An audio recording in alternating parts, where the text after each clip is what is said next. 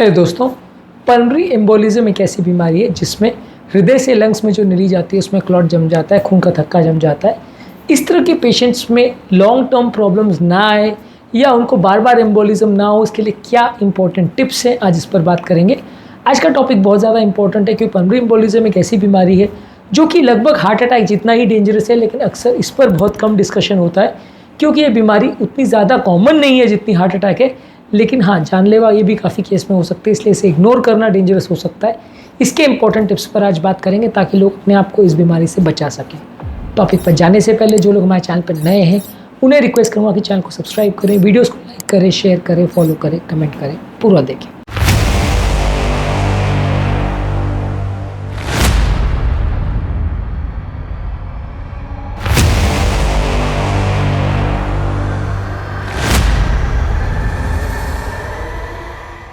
सबसे पहले ज़रूरी है कि यदि आपको एम्बोलिज्म एक बार हो चुका है तो ज़्यादातर केस में खून पतला करने की दवाई आपको दी जाती है।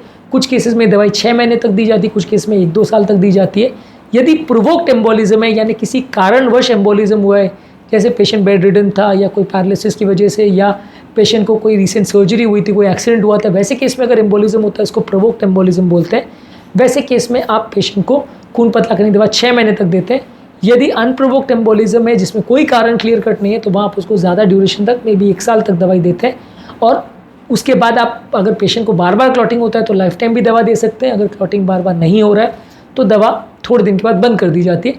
जब तक दवा प्रिस्क्राइब्ड है तब तक दवा लेते रहना चाहिए, नहीं तो दोबारा एम्बोलिज्म का चांस हो सकता है। अगला इंपॉर्टेंट टिप है, सिम्टम्स पर प्रॉपर ध्यान देते रहिए। यदि दोबारा आपको सिम्टम्स हो रहे हैं, जैसे सडन ऑन से सांस फूलना बढ़ रहा है, घबराहट हो रही है, बेचैनी हो रही है, पसीना आ रहा है, इस तरह के कोई भी सिम्टम्स हो रहे हैं, या पाँव में वापस सूजन आ रही है, हार्ट फेलियर के कोई सिम्टम्स आ रहे हैं, तो अगर कोई भी इस तरह का सिम्टम्स हो तो उनको मॉनिटर करते रहिए क्योंकि इस तरह का दोबारा एपिसोड आपको कई सालों बाद भी हो सकता है। यदि आप मॉनिटर नहीं रखेंगे तो दोबारा प्रॉब्लम होता रहेगा। अगला इंपॉर्टेंट चीज़ है, चलते फिरते रहिए। यूजली पल्मोनरी एम्बोलिज्म बहुत ज़्यादा उन लोग को होता है जिनकी सेडेंटरी लाइफस्टाइल होती है या जो लंबे समय तक किसी बीमारीवश या किसी कारणवश बिस्तर में पड़े रहते हैं। तो यदि कोई बीमारी हो तो भी आपको कोशिश करते रहना है कि आप चलते रहो, थोड़ा बहुत एक्टिव रहो, दिन भर कुछ ना कुछ काम करते रहो। ऐसा नहीं है कि आप रात को बिस्तर पे सो जाओगे तो सुबह एम्बोलिज्म हो जाएगा, तो ऐसा आपको रात को सोना ही नहीं है, वैसा नहीं है। पर जितने ज़्यादा ड्यूरेशन तक अगर आप बेड पर पड़े रहो, 2-4 दिन तक अगर बेड पर पड़े रहो, तो वैसे ही लोग को एम्बोलिज्म ज़्यादा हो सकता है। तो जितना ज़्यादा एक्टिव रहेंगे, चलते फिरते रहेंगे, उतना अच्छा। इसी से रिलेटेड ये है कि प्रोलॉन्ग इमोबिलिटी अगर है तो उसमें भी कोशिश करिए कि यदि आपका रिसेंट सर्जरी भी हुआ है तो भी चलना फिरना चालू करिए। यदि कैंसर पेशेंट भी है या लकवे का पेशेंट भी है तो भी जितना जल्दी बने चलने फिरना चालू करना चाहिए। जब तक पेशेंट चलना फिरना चालू नहीं कर रहा है तब तक आइडियली खून पतला करने का दवा अगर पॉसिबल है तो पेशेंट को दिया जा सकता है ताकि ये एम्बोलिज्म ना बने, क्योंकि कई बार एम्बोलिज्म बनने का कोई वार्निंग साइन नहीं होता और सडनली क्लॉट बनता है और कंडीशन बिगड़ जाती है। तो अगर इस तरह की कोई बीमारी है जिस पर से आप बेड पर अगर पड़े हो या क्लॉट बनने का चांस ज़्यादा है तो वैसे में खून पतला करने की दवा पहले से ही चालू कर दिया जाता है ताकि क्लॉटिंग का रिस्क कम हो। और यदि ऐसा कोई रिस्क फैक्टर पहले से पता हो तो जितना जल्दी मोबिलिटी हो पेशेंट की वो करना बेटर रहेगा। अगला इंपॉर्टेंट टिप जो कि अक्सर इग्नोर्ड रहता है कि पानी ज़्यादा पीजिए। पानी एक तरह से ब्लड को डाइल्यूट करता है। मैं ऐसा नहीं कह रहा हूँ कि जितना ज़्यादा पानी पियोगे खून पतला होते जाएगा और दवाइयों की ज़रूरत ही नहीं है, पर लेकिन हाँ ये है कि पानी खून के गाढ़ेपन को कुछ हद तक रोकता है। जितना ज़्यादा पानी आप पियोगे उतने क्लॉटिंग के चांसेस कम रहेंगे। लेकिन दवाइयों के बदले ये नुस्खा नहीं है, दवाइयों के साथ आपको हेल्प करेगा। डिहाइड्रेशन की वजह से क्लॉटिंग का चांस बढ़ता है। अगला इंपॉर्टेंट टिप है, हेल्दी बॉडी वेट मेंटेन करिए। वजन को बहुत बढ़ने मत दीजिए। ओवरवेट लोगों में एम्बोलिज्म के चांसेस ज़्यादा होते हैं, इसलिए रेगुलर एक्सरसाइज करते रहिए, एक्टिव रहिए, तो इससे एम्बोलिज्म का चांस कम हो जाएगा। आपको स्मोकिंग की आदत है तो स्मोकिंग बंद कर दीजिए, अल्कोहल की आदत है तो अल्कोहल बंद कर दीजिए। ये सारे व्यसन जो है आपकी बॉडी की क्लॉटिंग टेंडेंसीज को बढ़ाते हैं, तो इसको अवॉइड करिए। इसके अलावा डीप ब्रीदिंग एक्सरसाइज करिए, इससे आपकी लंग्स की कैपेसिटी भी इंप्रूव होगी और अगर निमोनिया या इससे रिलेटेड कोई कॉम्प्लिकेशंस वगैरह तो वो भी कंपैरेटिवली कम हो जाते हैं।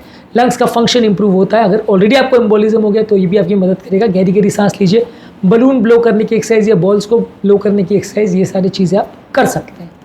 इसके अलावा आपको हेल्दी डाइट लेनी है जहाँ पे फ्रूट्स, वेजिटेबल, साग भाजी, तरकारी, लीन फैट फ्री प्रोटीन्स ये सब ज़्यादा लेना है। ज़्यादा नमक वाली चीज़, ज़्यादा ऑयल वाली चीज़, ज़्यादा कोलेस्ट्रॉल वाली चीज़ अवॉइड करिए।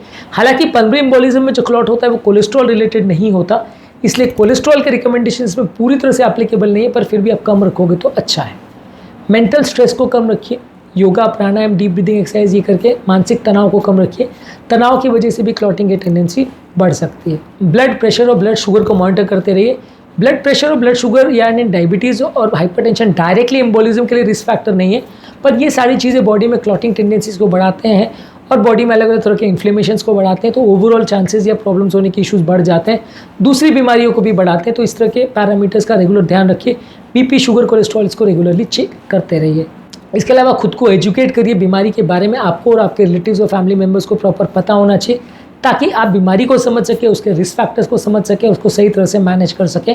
यदि बीमारी हो रही है या होने का अंदेशा है तो आप टाइम पर उसे अवॉइड कर सकते हैं। ये होने के लिए आपको और आपके परिवार वालों को बीमारियों के बारे में उपयुक्त जानकारी होना आवश्यक है। इसके अलावा जिनको वैरिकोज वेन्स है या क्लॉट होने का चांस ज़्यादा है, वो वीनस कंप्रेशन स्टॉकिंग्स या टाइट मोजे, स्टॉकिंग्स जैसे होते हैं जो घुटने से ऊपर तक के मोजे होते हैं, उनको पहनते हैं। इससे आपकी पाँव की नसों में कंप्रेशन प्रेशर पड़ता है, वहाँ ब्लड इकट्ठा नहीं होता, तो क्लॉट होने के चांस कम हो जाते हैं। अगर आपको वैरिकोज वेन्स वाला प्रॉब्लम है तो इस तरह के स्टॉकिंग्स आप रेगुलरली यूज़ करेंगे तो इससे आपको फ़ायदा होगा। इसके अलावा आप जब भी ट्रैवल करते हैं तो लॉन्ग ड्यूरेशन एयर ट्रैवल वगैरह करते हैं तो उस दौरान प्लेन में एक जगह कंटिन्यूस मत बैठे रहिए, थोड़े चलते फिरते रहिए बीच बीच में। इससे भी कई बार क्लॉटिंग का चांस कम होता है। प्लेन के ट्रैवल के दौरान कई बार लोगों को जब लॉन्ग फ्लाइट रहती है 12-14 घंटे की, तो एम्बोलिज्म का प्रॉब्लम हो सकता है। तो थोड़े चलते फिरते रहेंगे तो एम्बोलिज्म का प्रॉब्लम होने के चांस कम हो जाते हैं। यदि आपको कोई और खून पतला करने की दवाइयाँ चालू है जिसका आपकी मेडिसिन से कोई इंटरेक्शन हो सकता है या ब्लड के क्लॉटिंग या ब्लीडिंग पैरामीटर्स में इंटरेक्शन हो सकता है, तो अपने डॉक्टर के साथ डिस्कस करिए। कुछ लोग नेचुरल ब्लड थिनर्स या थिकनर्स या इस तरह के एजेंट्स लेते हैं जिससे कई बार खून ज़्यादा पतला या ज़्यादा गाढ़ा हो सकता है। अगर इस तरह का कोई भी दवा या कोई भी हर्बल थेरेपी आप ज़्यादा मात्रा में ले रहे हो तो आपके डॉक्टर के साथ एक बार डिस्कस करिए, इसमें प्रॉब्लम्स होने का चांस थोड़ा ज़्यादा होता है। आज के टॉपिक में हमने बात करी पल्मोनरी एम्बोलिज्म के चांसेस या रिकरेंस को कम करने के लिए इंपॉर्टेंट टिप्स पर। उम्मीद करूँगा कि ये टिप्स आपके लिए यूज़फुल रहे होंगे। यदि आप पल्मोनरी एम्बोलिज्म के बारे में जानना चाहते हैं या इससे संबंधित बाकी ट्रीटमेंट और थेरेपीज़ पर जानना चाहते हैं तो इसके लिए हमने ऑलरेडी काफ़ी वीडियोस किए, उन्हें चेकआउट करिए। डीप वीनस थ्रोम्बोसिस पर भी हमने वीडियोस किए, उन्हें भी चेकआउट करिए। उम्मीद करूँगा कि आज के टॉपिक में कुछ नई बातें जानने को मिली होगी। जो लोग हमारे चैनल पर नए हैं उन्हें रिक्वेस्ट करूँगा कि चैनल को सब्सक्राइब करें, वीडियोज़ को लाइक करें, शेयर करें, फॉलो करें, कमेंट करें, पूरा देखें। Thank you.